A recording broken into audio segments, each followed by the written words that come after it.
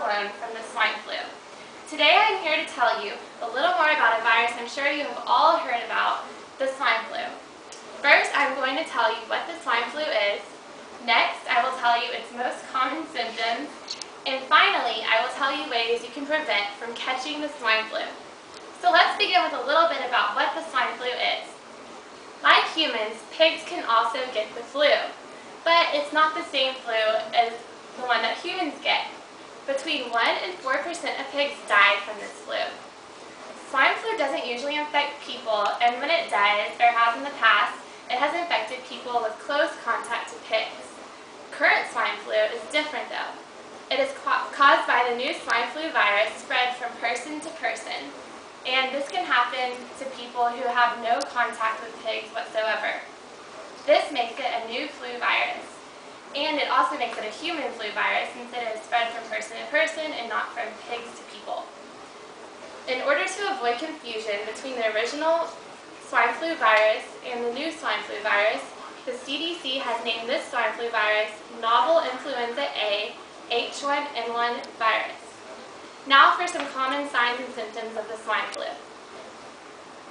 Similar to the regular flu, the swine flu's most common symptoms are fever, cough, sore throat, runny nose, body aches, headaches, chills, and fatigue.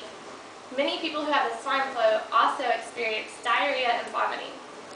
Because the symptoms are so similar, doctors cannot diagnose patients with the swine flu directly from their symptoms. They have to administer a test, and it has to be sent away to a lab to be tested to tell them if they have the swine flu. And because there have been so many flu-like symptoms in patients recently, they will not always do this lab test unless you have severe flu-like symptoms.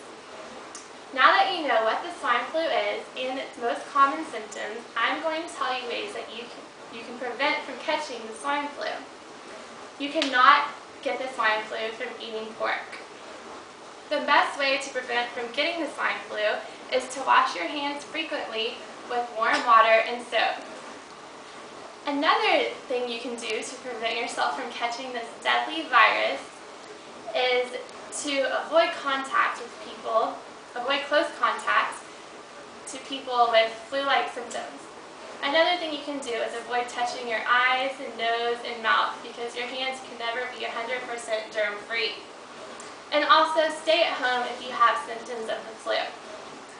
So let's go over what we have discussed tonight.